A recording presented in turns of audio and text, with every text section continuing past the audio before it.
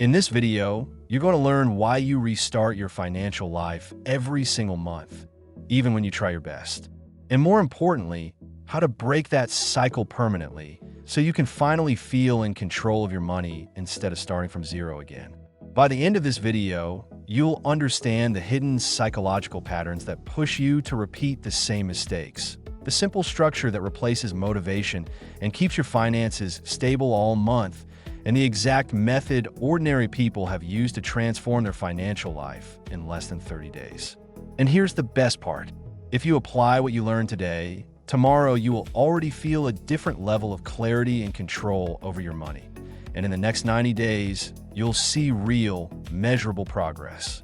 But stay until the end, because I'm going to reveal a simple trick that banks never talk about, a psychological loophole that makes people spend more without noticing, and how to flip it so you save more without feeling restricted. They'll never tell you this, but you're about to learn it. Now, let's get into why you restart your financial life every month. Millions of people live inside a loop. Paycheck comes in, short burst of motivation, a few good decisions. Then slowly, spending creeps back in, habits weaken, and by week 3, everything feels out of control again. Then week 4 is survival mode. Then the next paycheck arrives, and the cycle restarts. This isn't because you're irresponsible. It's not because you lack discipline. It's because your entire financial system is built on motivation, not structure. And motivation dies in 72 hours. So today, I'll show you how to build a system that survives the entire month, automatically, even on low income, with zero complex tools, and without giving up everything you enjoy. Let's begin. Most people don't realize this, but the reason they restart their financial life every month is because they're stuck in what psychologists call the comfort panic loop.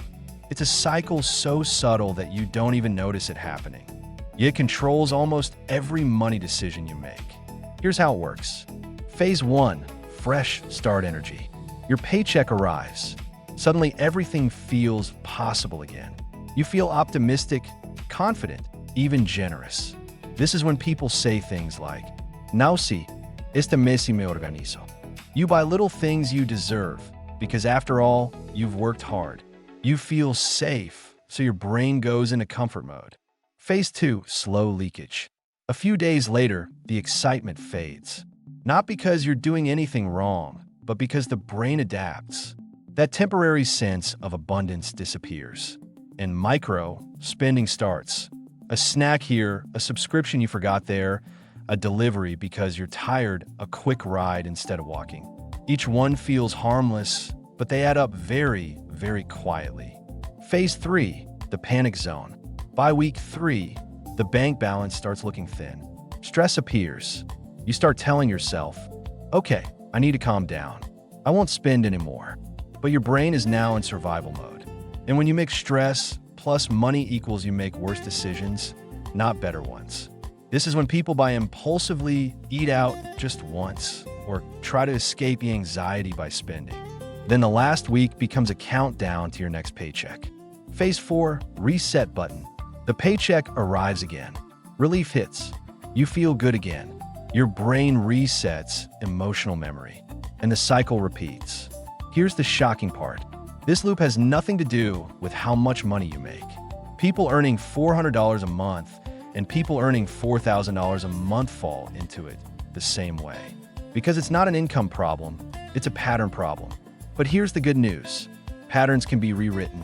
In the next part, you'll discover the simple switch that breaks this loop instantly, even if you've failed many times before. And it doesn't require discipline, just understanding how your brain reacts to money. Here's the truth most financial gurus never say. You don't break a financial loop by trying harder. You break it by changing when your brain feels safe and how your money moves the moment it enters your hands. The switch is simple. You must separate your money before your emotions touch it. If your brain sees a full balance, it interprets it as freedom, which leads to micro spending, which leads to slow leakage, which leads to panic. Your entire financial instability comes from seeing all your money at once. So here's the switch. The 24-hour money lock system. When money enters your account, it should not remain available for more than 24 hours. Not because you can't handle it, but because one handles emotional money correctly. Think of your brain as having two modes. Mode 1, emotional brain, spends without noticing, buys for comfort, mood, or stress relief, justifies every purchase with phrases like just this once. Mode 2, logical brain, plans, allocates, protects, builds habits. The problem? Your emotional brain wakes up first the moment money hits your account. So the 24-hour money lock system forces your money into predetermined buckets before your emotions have a chance to interfere. Here's how it works. Step 1, within the first hour of getting paid, move 5 to 10% to a separate savings or investment account. Not later, not when you have time, right away. Step 2, move fixed expenses to a separate debit account or a fintech card with exact funds. Bills there, rent there, subscriptions there. Step 3, what remains is your real spending money, not the illusion. Here's the magic. Your brain suddenly feels less abundant, reducing impulse spending by up to 60% proven in behavioral finance studies. And because your fixed expenses are already secured, stress drops dramatically. People who use this system report feeling rich and stable for the first time, even with the same income. This switch alone can break the restart cycle in 30 days or less. In the next part, I'll show you exactly how to set this up, even if you live paycheck to paycheck. Now that you understand the 24-hour money lock system, let's make it practical. Maybe you're thinking something like, this sounds great, but I live paycheck to paycheck. How am I supposed to divide my money if everything is already tight? That thought is normal, and it's exactly why this method works. It forces your money to follow structure instead of emotion, even when your income is low. Step 1, create 3 simple accounts. You don't need a traditional bank. Any basic fintech app works. One account for bills and fixed expenses. One account for savings and future goals. One account for daily spending. When money is separated, your brain stops assuming you have more than you really do. Clarity replaces confusion. Step 2, move your money within the first 24 hours. Your full paycheck should not stay in one account overnight. That's the moment when emotional spending begins. Move what you need for bills. Move 5 to 10% to your future account, even if it's just $1. Whatever remains is your real spending money.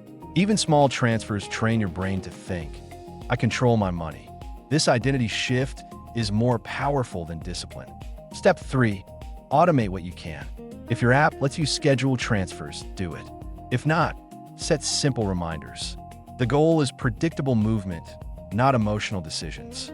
Step 4, calculate a real daily spending limit. Forget complicated budgets. This method is simple. Take the balance in your daily spending account and divide it by 30. That number is your true daily maximum. If it's $5, you spend $5. If it's $10, you spend $10. If you overspend one day, adjust the next. If you spend less, you move ahead faster.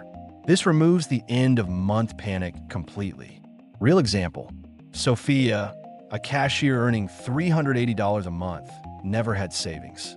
After using the 3-account system, her daily limit dropped from $8 to $5. In 90 days, she saved $92.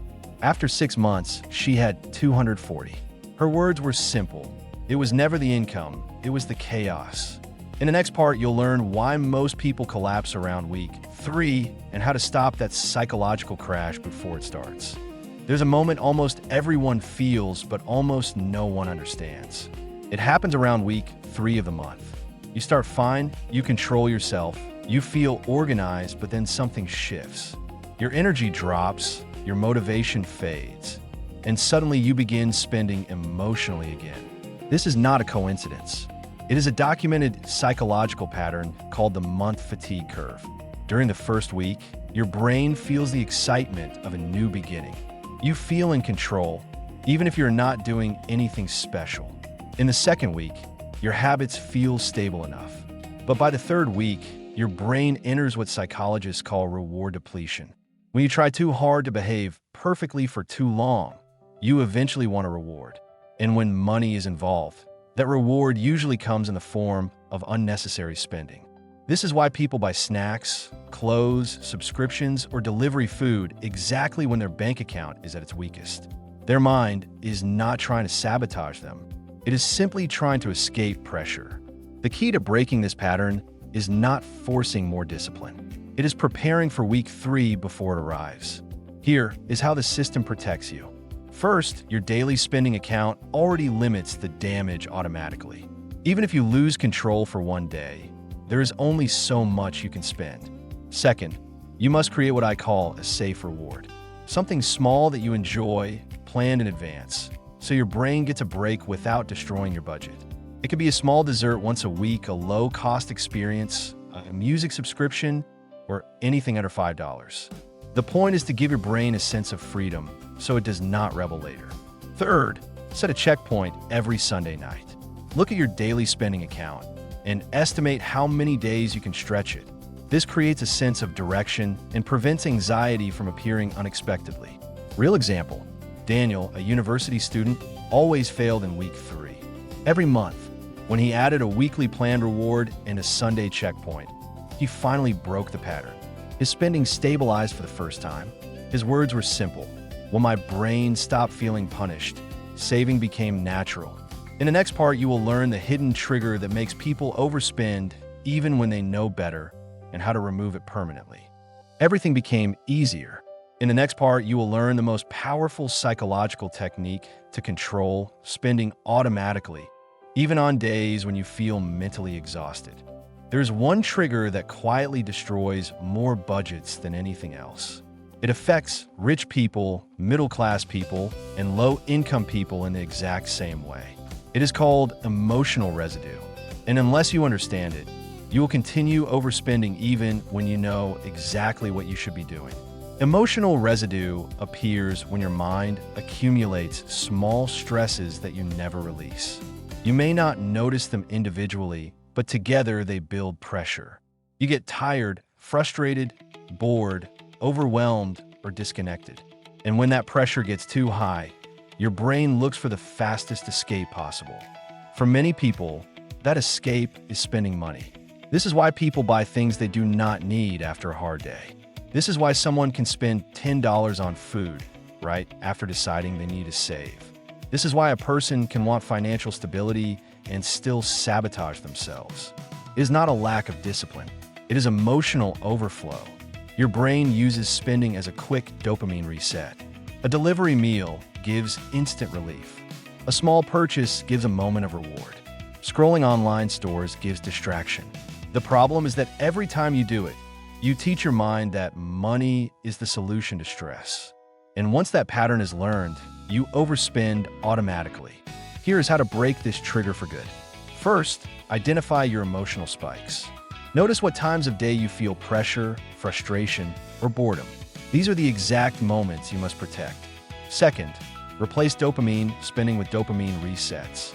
These include a cold shower, a 5-minute walk, talking to a friend, drinking something warm, or listening to music that calms your nervous system. These actions cost nothing, but they interrupt the emotional pattern. Third, delay the impulse. When you want to buy something instantly, tell yourself, if I still want this in 15 minutes, I will consider it. Most impulses disappear within that window. Studies show that delaying a purchase by even 5 minutes reduces emotional spending by more than 50%. Real example, Maria, an office worker, overspent almost every evening. After learning about emotional residue, she replaced her automatic delivery orders with a 5-minute walk and a glass of water. In 2 months, she cut her emotional spending by 60%. She said, "Once I separated stress from money, there's a psychological technique that can stabilize your spending even on days when you feel tired or stressed. It comes from behavioral economics, and it is called environment shaping. The idea is simple. Instead of trying to be disciplined all the time, you adjust your surroundings so good decisions happen automatically. Your willpower is limited. It gets weaker when you feel anxious, hungry, tired, or overwhelmed. This is why you can make perfect choices in the morning and bad decisions at night. Environment shaping removes that pressure. Here's how it works. First, increase friction around spending. Make each purchase slightly harder. Delete food delivery apps. Remove save cards from online stores. Turn off one-click purchases. Do not keep your debit card next to your bed. Small obstacles give your logical brain time to stop emotional buying. Second, reduce friction around good habits. Set automatic transfers to your savings account. Keep your daily spending card separate from your main card. Prepare simple meals so you avoid expensive last-minute choices. When the right action becomes easier than the wrong one, your brain naturally follows it. Third, use visual cues. A simple message on your phone lock screen saying "Remember the plan" is enough to redirect your mind. Visual cues lower emotional spending because they remind you of your goals at the exact moment you need clarity. Fourth, track one number only, the balance in your daily spending account. Focusing on a single number eliminates confusion and helps your mind stay stable all month. Real example, Leonardo, a young engineer, struggled with late-night spending. After deleting his shopping apps and removing his saved cards, his emotional purchases dropped by 70% in 1 month. He said it clearly, "When spending became slightly inconvenient, I stopped wanting things I did not need." In the next part, you will learn how to build identity-based habits, a method elite performers use to stay consistent with almost no effort. Most people fail financially because they rely on motivation. Motivation is unstable. It comes and goes. Identity, on the other hand, is permanent. When your financial habits are connected to your identity, you stay consistent even on bad days. Identity-based habits follow a simple rule. You do not act to reach a goal. You act because it is who you are. For example, someone who identifies as a runner does not need motivation to run. They run because that is what runners do. The same principle applies to money. Here is how to build financial identity step by step. First, choose a simple identity. Not something big like "I am a millionaire." Something small and believable, such as "I am someone who manages money with intention," or "I am someone who always prepares before spending." Your brain must believe the statement for it to work. Second, connect the identity to one tiny action. If your identity is "I manage money intentionally," the tiny action could be checking your daily spending account each morning. If your identity is "I prepare before spending," the tiny action could be waiting 5 minutes before buying anything. Tiny actions are powerful because they prove the identity without pressure. Third, repeat the tiny action every day. Identity is built through repetition. The more you repeat an action, the more your brain updates its self-image. Once the identity is locked, habits become automatic. Fourth, celebrate small wins. Each time you follow your identity, even for a few seconds, acknowledge it. Neuroscience shows that celebration reinforces identity faster than discipline. Real example, Oliver, a college student, struggled with impulse spending. He adopted the identity, "I am someone who checks before spending." His tiny action was simple: wait 5 minutes before any purchase. After 3 weeks, his spending stabilized. After 2 months, he felt in control for the first time. He said this, "I stopped trying to be perfect and started acting like the person I wanted to be." In the next part, you will learn a method used by successful entrepreneurs to stay consistent with money even during stressful months. There is a method used by successful entrepreneurs, traders, and high performers that keeps their finances stable even during stressful or unpredictable months. It is called the weekly stability reset. This method works because it prevents emotional drift. Instead of waiting until the end of the month to see what went wrong, you make small corrections every 7 days. Here is how the weekly stability reset works. First, choose a fixed reset day. Most entrepreneurs use Sunday evening because it prepares the mind for the new week. But any day works if you stay consistent. The goal is to create a repeating moment where you check your direction without pressure. Second, review only 3 numbers.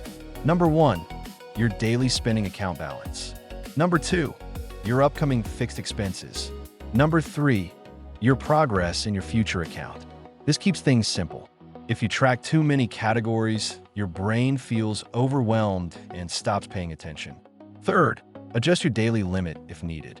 If you still have plenty of money in your spending account, lower your daily limit slightly. If the balance is low, Reduce spending for a few days. These micro adjustments prevent the month from collapsing in the final week. Fourth, plan one guaranteed reward for the upcoming week. This is essential. A planned reward tells your brain that structure does not mean suffering. It gives your emotional system something to look forward to, which reduces impulsive spending later. Fifth, visualize the next 7 days. Think about meals, transportation, possible temptations, or events that might push you off track. When you mentally rehearse your week, your brain prepares for challenges before they happen. This single step reduces financial mistakes dramatically. Real example, Carla, a freelance designer, had chaotic income and constant stress. After using the weekly stability reset for 2 months, she stopped entering survival mode at the end of the month. She described it like this: "My week has a direction now, and my money follows that direction automatically." The weekly stability reset is powerful because it builds momentum. A good week leads to a better month, and a better month leads to long-term stability. In the next part, you will learn how to combine everything into one simple system you can follow for the rest of your life. Now let's bring everything together into one simple system you can follow for the rest of your life. This method works because it removes stress, confusion, and emotional decisions. Instead, you move through the month with clarity and structure. Step 1 is the 24-hour money lock. Each time you get paid, divide your money immediately into the 3 accounts: bills, future, and daily spending. This prevents emotional spending before it has a chance to start. Step 2 is understanding the week 3 dip. Your motivation will always drop around this time. It does not mean you are failing. It means your brain is asking for relief. Use your planned reward and your daily limit to stay stable without forcing discipline. Step 3 is controlling emotional residue. Stress leads to overspending, so interrupt the pattern with quick resets. A short walk, cold water, or 5 minutes of deep breathing can stop an emotional purchase before it happens. Step 4 is shaping your environment. Make impulsive spending harder by deleting apps, removing save cards, and avoiding one-click purchases. Make the right actions easier by automating transfers and keeping your spending cards separate.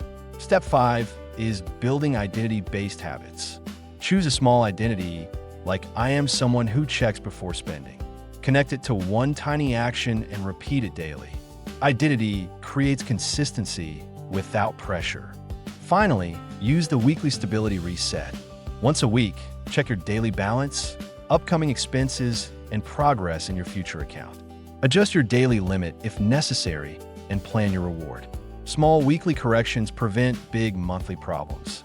People who follow this full system often report that within 1 month they feel more control, within 2 months they feel stability, and within 3 months they feel completely transformed.